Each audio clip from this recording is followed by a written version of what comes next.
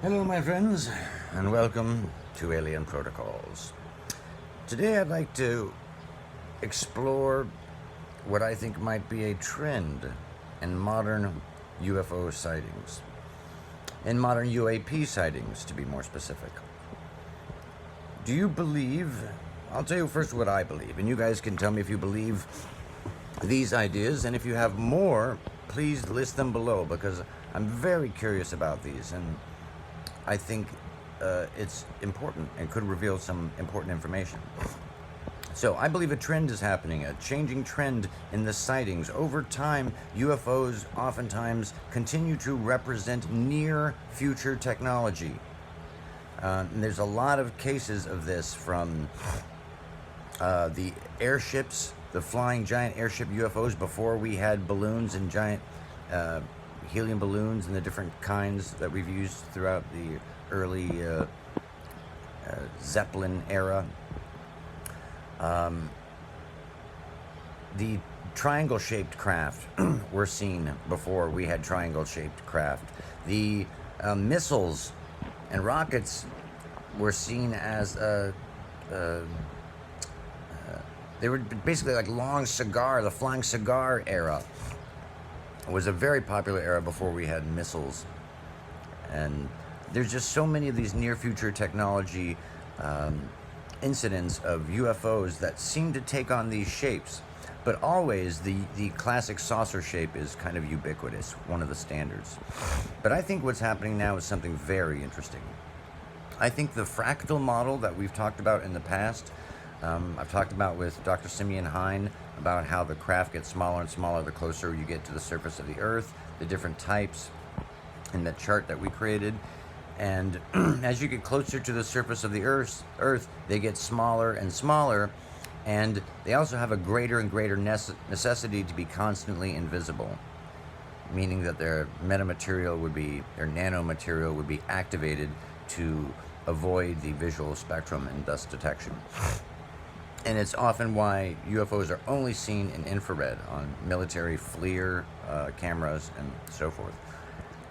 So I think there is, though, in general, a greater tendency right now for smaller craft to be seen. We're seeing more and more small craft, not the super gigantic craft that were prevalent in the past, like at the kibbutz, the Hatzor kibbutz, famous UFO case with that incredible giant freaking UFO over 2 nights.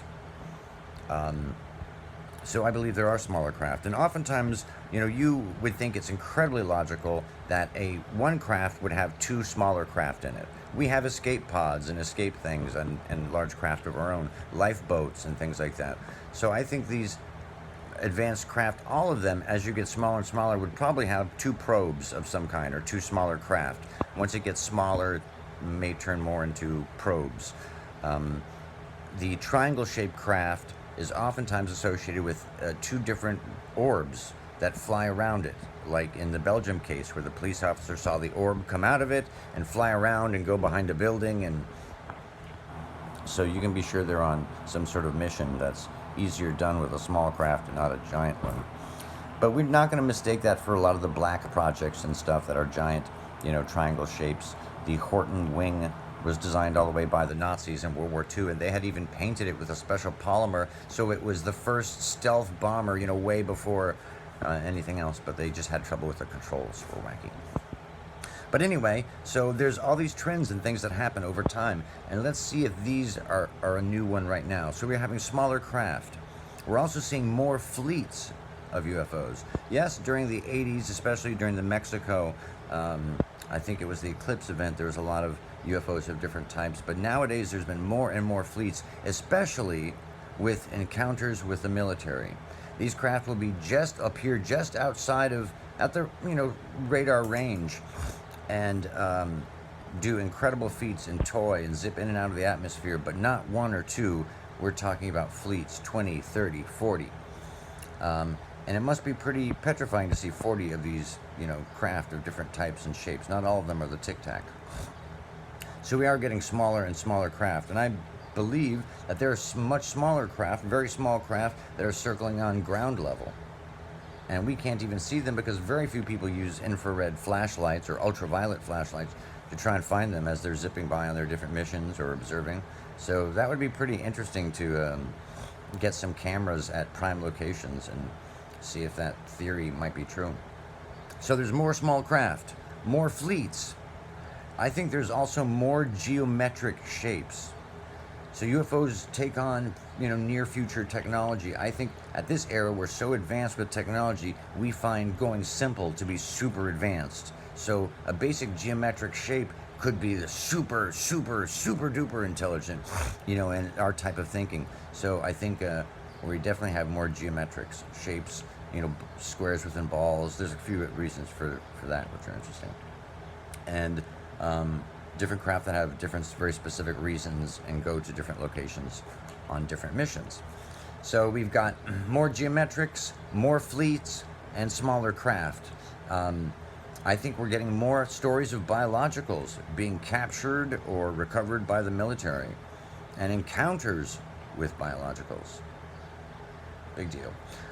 So we've got more biologicals, more geometrics, more fleets, more craft, and now more intentional observation and toying with major naval exercises. This has been happening time and time again, so much more than been reported. The Navy is, at first they were just, kind of swept it under the rug, but it kept happening, and there were several incidents involving submarines up and down the eastern Atlantic, and these craft have an ability to go really deep, really fast, and defy lots of known physics, especially in terms of movements in the water. So there's more intentional observations of major U.S. naval exercises. That's not a speculation, that's a fact. That's definitely happening now. There are also more crashes. We're hearing more and more crashes and more craft. And we're hearing more and more radioactive location encounters, whether it be weapons or different types of radiation. A lot of those naval vessels are powered by nuclear, fusion or some different form of utilizing fusion in all sorts of different craft and weapons and stuff on those ships. You wonder why it's such a concern to them.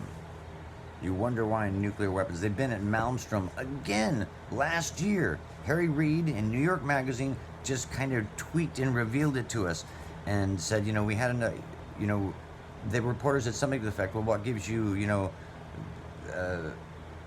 what's kind of evidence makes you believe in this stuff? And he says, read the reports. Just last month, I think at the time it was March, so it was, February perhaps it happened.